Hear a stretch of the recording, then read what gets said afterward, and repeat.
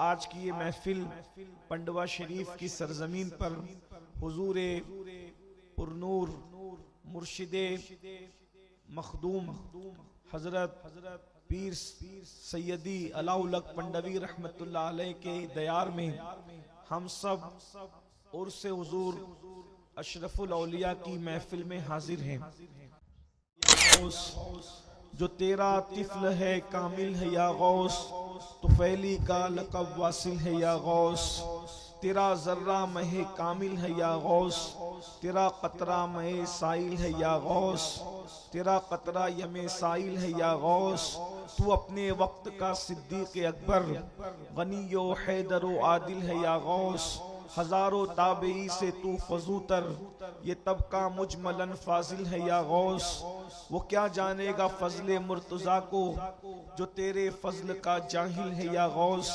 हमारा खात्मा बिल खैर होगा, तेरी रहमत अगर शामिल है या गौस। थोड़ी देर के लिए मैं हाजिर हूँ, इसलिए कि मुझे जाना है, इसलिए कोई तवील गुफ्तगू करने की बजाय हुजूर अशरफुल औलिया की बारगाह में खिराज अकीदत पेश करके जल्दी आपसे इजाजत चाहूँगा। हुजूर अशरफुल औलिया रहमतुल्लाहि ताला अलैह अल्लाह रब्बुल इज़्ज़त के ऐसे बरगज़ीदा बंदे हैं कि जिनके बारे में हम आग बन करके ये कह सकते हैं कि वो पैदाइशी वली है। उसकी वजह यह है कि मुजद्दिदे मियत माजिया इमाम अहले सुन्नत ने हुजूर गौसे पाक के लिए यूं अर्ज किया कि जो तेरा तिफल है कामिल है या गौस, जो आपका बच्चा है वो पैदाइशी तौर पर कामिल है। और लोगों को कामिल होने के लिए पैदा होने के बाद मेहनत करनी पड़ती है, लेकिन गौसे पाक के घर में पैदा होने वाला बच्चा पैदाइशी कामिल होता है। और वो हुजूर गौसे पाक खानवादे अशरफिया वो है जहां गौसे आजम और गौसुल आलम ये दोनों समंदर मरजल बहरैन के तौर पर यकसा मिलते नजर आते हैं।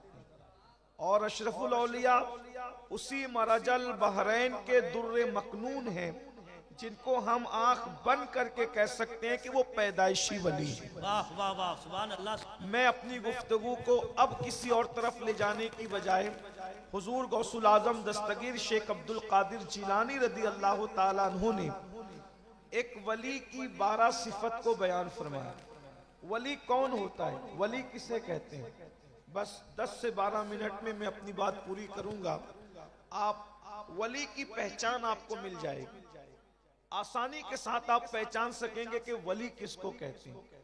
सरकार गौसे आजम जो विलायत तकसीम करते हैं, जिनके दर से जिनके घर से विलायत तकसीम होती है, वो इरशाद फरमाते हैं जब तक इंसान में 12 सिफात पैदा ना हो जाए उस वक्त तक वो अल्लाह का वली नहीं हो सकता। नमाजी बन जाए, रोजेदार बन जाए, जाकिर बन जाए, पहाड़ों में मुजाहिदा करे, जब तक 12 सिफात का हामिल नहीं होगा उस वक्त तक वो वली नहीं होगा। आसान 12 सिफात सरकार गौसे पाक फरमाते हैं अल्लाह अपनी 2 सिफात का उसको मजहर बनाता है। वो अल्लाह की 2 सिफात का मजहर होता है, वो रसूलुल्लाह की 2 सिफात का मजहर होता है, वो सिद्दीक अकबर की 2 सिफात का मजहर होता है, वो फारूक आजम की 2 सिफात का मजहर होता है, वो उस्मान गनी की 2 सिफात का मजहर होता है, वो मौला अली की 2 सिफात का मजहर होता है। गौसे पाक ने रसूलुल्लाह के बाद और खुदा के बाद चारों खुलफाए राशिदीन की सिफात का मजहर उसको करार दिया। इससे पता चला ना राफजी वली हो सकता है ना नासबी वली हो सकता है। विलायत अगर कहीं होगी तो सिर्फ और सिर्फ पीवर अहले सुन्नत व जमात के पास होगी। इसलिए कि नासबी के दिल में मौला अली के लिए मोहब्बत नहीं है और राफजी के दिल में शेखैन के लिए मोहब्बत और उल्फत नहीं है, तो ना विलायत वहां नजर आती है ना विलायत यहां नजर आती है। अगर विलायत कहीं नजर आती है तो सिर्फ और सिर्फ अहले सुन्नत व जमात में नजर आती है। हुजूर गौसे पाक रदी अल्लाह ताला ने इरशाद फरमाते हैं कि जो दो सिफात का मजहर वली होता है वो अल्लाह रब्बुल इज्जत की दो सिफात का मजहर, एक तो वो सिफत सत्तारी का मजहर होता है, वो सिफत गफ्फारी का मजहर होता है। यानी वली वो होता है जो लोगों के ऐब को बयान नहीं करता बल्कि लोगों के ऐबों पे पर्दे डाला करता है। अल्लाह रब्बुल इज्जत सत्तार है, जैसे वो बंदों के ऐबों पे पर्दे डालता है। जब वो किसी को अपना दोस्त बनाता है तो सिफत सत्तारी का उसको मजहर बना देता है। वो लोगों के ऐबों को बयान नहीं करता बल्कि लोगों के ऐब पे पर्दे डाला करता है। और इस मिंबर पर अभी आपने अपनी आंखों से देखा कि अल्लाह अकबर अपने मुरीद को मना किया गया, और जब उन्होंने तवज्जो न की तो झिड़की दे करके बताया गया कि अल्लाह वालों की शान क्या है कि यहाँ पर्दे नहीं उठाए जाते बल्कि पर्दे डाले जाते। नारे तकबीर, हाथों को उठा करके नारे रिसालत, नारे हैदरी। सुभान अल्लाह, सुभान अल्लाह। जब ताजुल औलिया की पर्दापोशी का ये आलम है तो अशरफुल औलिया की पर्दापोशी का आलम क्या? वाह वाह वाह वाह वाह वाह वाह वाह, सुभान अल्लाह, सुभान अल्लाह। सिफत सत्तारी का मजहर होता है। फिर फरमाया वो सिफत गफ्फारी का मजहर होता है, यानी वो लोगों को मुआफ करता है। अपनी जात के लिए वो लोगों से लड़ाई झगड़ा नहीं करता, इसलिए कि जात के लिए लड़ना ये कुत्तों का काम होता है, जात के लिए लड़ना ये अल्लाह वालों का काम नहीं होता। वो सिफत गफ्फारी का मजहर होता है। इस आईने में अगर आप हुजूर अशरफुल औलिया की जिंदगी को देखें, मैंने तो उनको नहीं देखा, मैंने सिर्फ लोगों से सुना है, सुनकर मैं इस नतीजे पर पहुंचा हूं। जिन्होंने देखा है वो गवाही देंगे, शहादत देंगे कि इन लोगों ने हुजूर अशरफुल औलिया ने अपनी जात के गुस्ताखों को हमेशा माफ किया और उस दिन को याद दिलाया जो फतेह मक्का का दिन था, ला तस्रीब अलैकुमुल यौम। और यहाँ तो चिश्तियत है और खास तौर पर यहाँ चिश्तियत और कादरियत का भी संगम है। चिश्तियत इस एतबार से है कि मखदूम अशरफ जहांगीर सिमनानी जैसा सिलसिला चिश्तिया का वो अजीम नुमाइंदा जिसने सिलसिला चिश्तियत को बामे उरूज तक पहुंचाया, और इसीलिए तो उनके मुर्शिद को उन पे नाज था।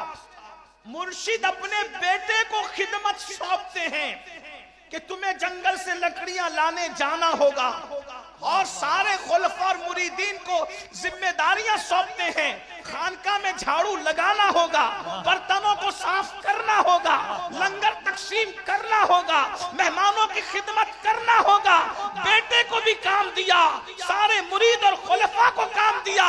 लेकिन जब मेरे मखदूम अशरफ सिमना ने अर्ज किया हुजूर सबको काम सौंपते हैं, मुझे भी कोई काम सौंप दीजिए, फरमाया अरे सब अलग है, अशरफ तुम अलग हो, इसलिए कि जब तुम आए थे तो तुम्हारे आने से पहले खिजर अलैहिस्सलाम ने तुम्हारी इतनी तारीफ की थी कि अब मुझे कोई काम देने के लिए तुम्हें हया आती है कि मैं खिजर को क्या मुंह दिखाऊंगा।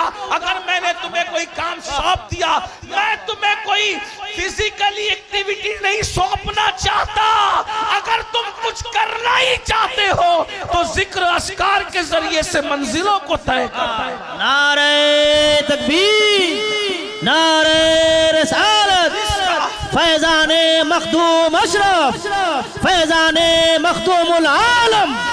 वाह वाह, मुर्शिद जिसको जिम्मेदारी और खिदमत देने और खिदमत लेने के लिए हया करे वो अशरफ सिमना है, वो हमारे मखदूम है। बहरहाल तो चिश्तियत तो इस एतबार से कि मखदूम साहब चिश्ती हैं, और कादरियत इस एतबार से कि सैयदना अब्दुल रज़्ज़ाक नूरुलैन की औलाद है।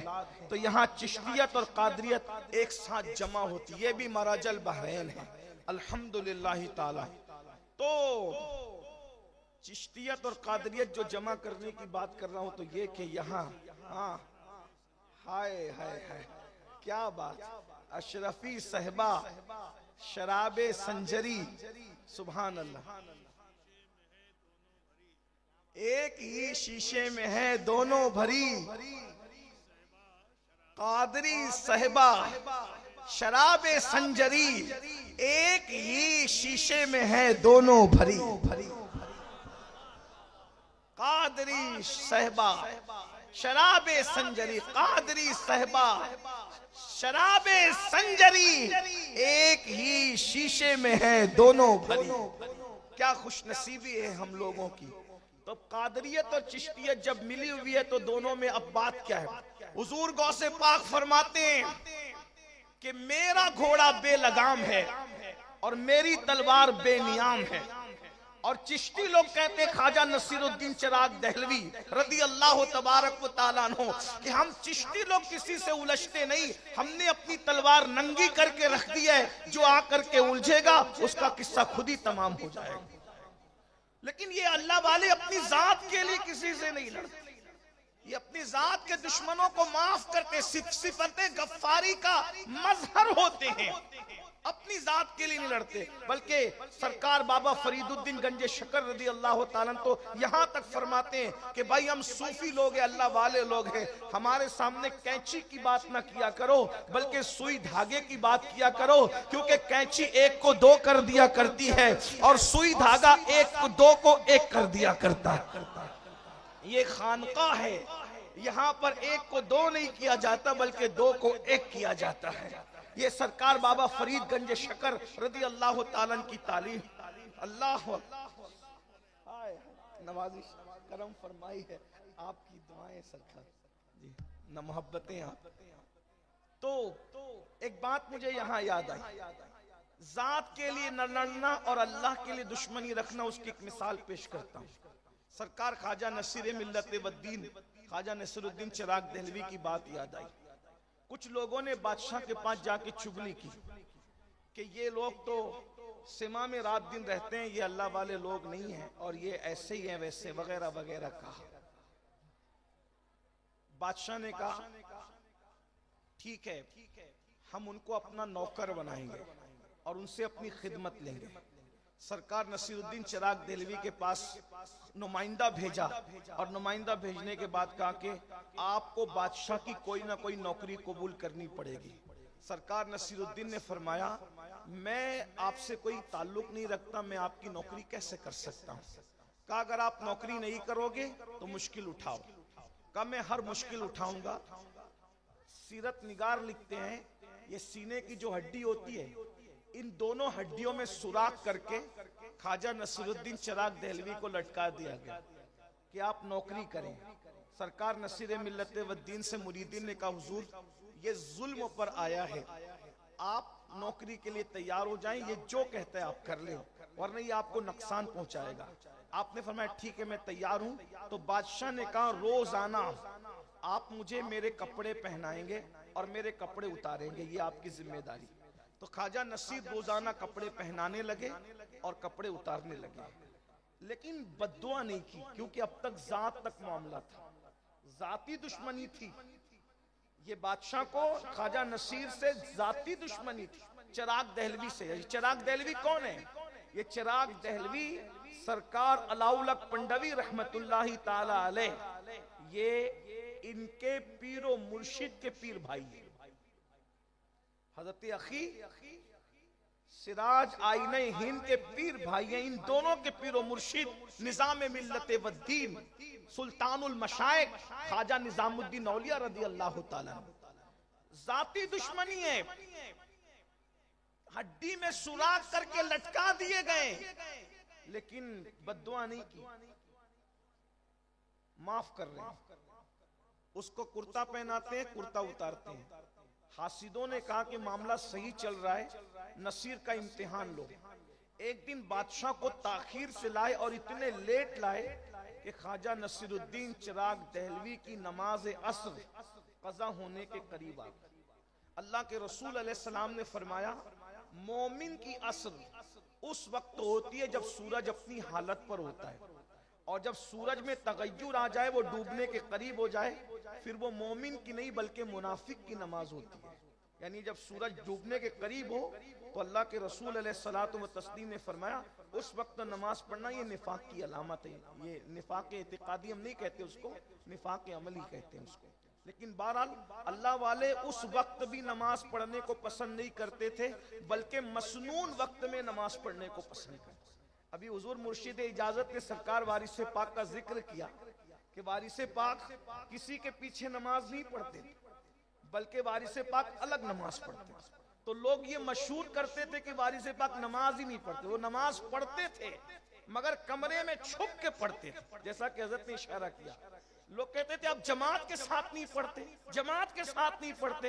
तो वारिस पाक कहते थे अरे जमात से पढ़ाना है तो अली हुसैन अशरफी जैसा इमाम ला करके दो ना। सुभान अल्लाह, सुभान अल्लाह। अगर वारिस पाक को पीछे खड़ा करना है तो कोई अली हुसैन अशरफी जैसा ला करके इमाम दो, और किसी एक के पीछे खड़ा कर दिया वारिस पाक को। तो नमाज के बाद वारिस पाक ने कहा सुना सुना इमाम साहब आपने हमका बहुत थका दिया। सरकार वारिस पाक कहते बहुत थकाया आपने हमका। तो कहा वो कैसे?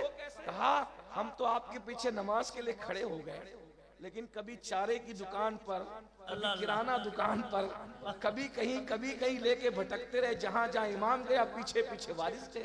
तो कहा ऐसी नमाज भी क्या नमाज है। लेकिन ये हम लोगों के लिए, हम लोगों को तो हर सही अकीदा की इब्तिदा करनी चाहिए कि वारिस पाक का मर्तबा और था, हमारा मर्तबा और है। तो अंदाजा फरमाए तो भाइयों हम लोग क्या हैं। किसी ने हज्जाज से कहा ओ हज्जाज तू भी हमारा इमाम, और अबू बकर भी कौम के इमाम थे, तू कितना बदमाश है, वो कितने अच्छे थे। हज्जाज तो हज्जाज था, बदमाश था, लेकिन हाजिर जवाब था। उसने कहा तुम अबू हुरैरा बन जाओ, मैं भी अबू बकर सिद्दीक जैसा बन जाऊं। जब तुम अबू हुरैरा नहीं बन सकते तो तुम्हें अबू बकर सिद्दीक जैसा इमाम कैसे मिल सकता है। बस मैं यही आपसे कहना चाहता हूं, जब हम वारिस पाक नहीं बन सकते तो हमें भी अली हुसैन अशरफी मियां जैसा इमाम नहीं मिल सकता। सूद खाते रहोगे, हराम खाते रहोगे, औरतों पे बदनजरी करते रहोगे, इसी तरीके से अपनी बेटियों को बाजार और वलीमों में बेपर्दा घुमाते रहोगे, और फिर सोचो कि हमें भी आला हजरत अशरफी मियां जैसा इमाम मिल जाए। तो बात ऐसी है ना, जैसे हम रहेंगे वैसे, जैसे हम वैसे हमारे इमाम, जैसे हम वैसे हमारे पीर, जैसे हम वैसे हमारे मशाइख। अरे तू खुसरो बन, तेरा पीर निजामुद्दीन महबूब इलाही तो है ना। पीर को तलाश करने की जरूरत नहीं, हमने खुसरो बनना है। अगर तू अशरफ सिमना बन जाए तो अलाउल हक पंडवी जैसा पीर होगा। क्या बात है, वाह वाह वाह। अगर तू अल्लाह अकबर कुतुबुद्दीन बन जाए तो तुझे मोइनुद्दीन गरीब नवाज जैसा पीर मिल जाएगा। लेकिन बात तो इतनी है ना, असल कमी हमारे अंदर है और हम इल्जाम लोगों पे रखते हैं। तो मैं बात ये कह रहा था, क्या बस बात खत्म ही कर दूं। अल्लाह अकबर कि ख्वाजा नसीरुद्दीन चिराग दहलवी के साथ मामला चल रहा था, खिदमत कर रहे थे। इतनी देर से लाए बादशाह को कि सूरज गुरूब होने के करीब आया और नमाज, आपकी आंखों में आंसू आ गए कि क्या मैं मकरू वक्त में असर की नमाज पढ़ूंगा। गुस्सा आया।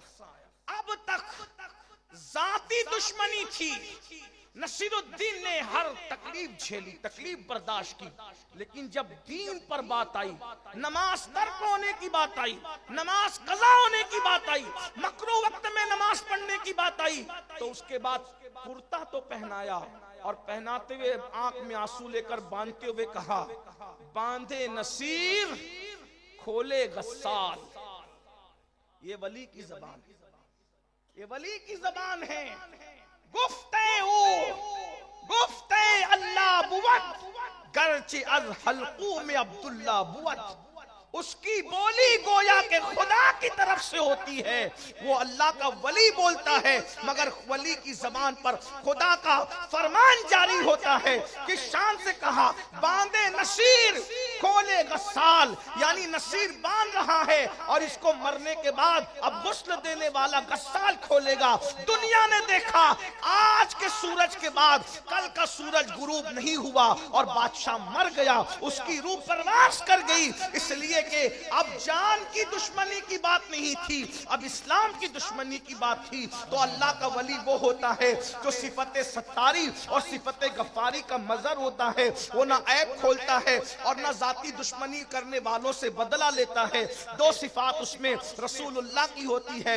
एक सिफत ये कि रसूलुल्लाह रफीक है उम्मत पर और शफीक है उम्मत पर। तो जो अल्लाह का वली होता है वो रसूलुल्लाह की उम्मत पर रफीक भी होता है और शफीक भी होता है, यानी उसके अंदर चिड़चिड़ापन नहीं होता, वो लोगों को डांटता नहीं, वो लोगों को गालियां नहीं देता, वो लोगों को झिड़कता नहीं, वो अमीर और गरीब में फर्क नहीं करता। रसूलुल्लाह की महफिल में जहां सिद्दीक अकबर जैसे मालदार को पहलू में जगह मिलती थी, वहीं पर बिलाल जैसे गरीब को भी पहलू में जगह मिलती थी। उस्मान गनी जैसे को प्यार मिलता था मालदार को, तो अबू जर गिफारी जैसे गरीब को भी प्यार मिलता था। उसी तरह जैसे मुस्तफा जान रहमत उम्मत पर रफीक और शफीक थे, जब अल्लाह किसी को वली बनाता है तो उसके अंदर भी रिफ़क़त और शफ़क़त का अंदाज पैदा कर देता है। वो माँ की तरह प्यार करता है, वो शफ़क़त देता है, वो मोहब्बत करता है। दो सिफात उसमें सिद्दीक़ अकबर की होती है, वो सादिक होता है, वो मुसद्दिक होता है, यानी कि वो सच बोलता है और सच की तस्दीक करता है। और दो सिफत फारूक आज़म की होती है, वो अम्र बिल मारूफ करता है, नहीं अनिल मुनकर करता है। अम्र बिल मारूफ का मतलब ये है वो नेकी का हुक्म देता है और बुरी बातों से मना करता है। उसके सामने जब कोई बुरा काम किया जाए वो बेचैन हो जाता है, वो बुराई को रोक देता है। अम्र बिल मारूफ और नहीं अनिल मुनकर, नेकी का हुक्म देना, बुरी बात से मना करना, ये अल्लाह के वली की पहचान है। दो सिफत उसमें उस्मान गनी की होती है, एक तो वो दिन को सखावत करता है और रात को इबादत करता है। इसका मतलब ये है कि वली लूटने वाला नहीं होता बल्कि वली लुटाने वाला होता है। हमने हर वली को लूटते नहीं बल्कि लुटाते देखा है। अरे जमीन के ऊपर रहते हैं तो भी उनके नाम पर लोग पलते हैं और जमीन के अंदर चले जाते हैं तो भी उनके लंगर पर हजारों का गुजारा होता नजर आता है। उस्मान गनी की दो सिफात होती है कि वो दिन का सखी होता है, रात का आबिद होता है। और दो सिफात उसमें मौला अली की होती है, वो ये कि वो जाहिल नहीं होता बल्कि वो आलिम होता है और वो बहादुर और शुजा होता है। मौला अली कैसे बहादुर थे, कभी दीवार हिलती है, कभी दर कांप जाता है। अली का नाम सुनकर अब भी खैबर कांप जाता है। पूरी जिंदगी कभी अली के सिपर को कोई गिरा ना सका, लेकिन मरहब ने ऐसा वार किया कि मौला अली की सिपर गिरा दी।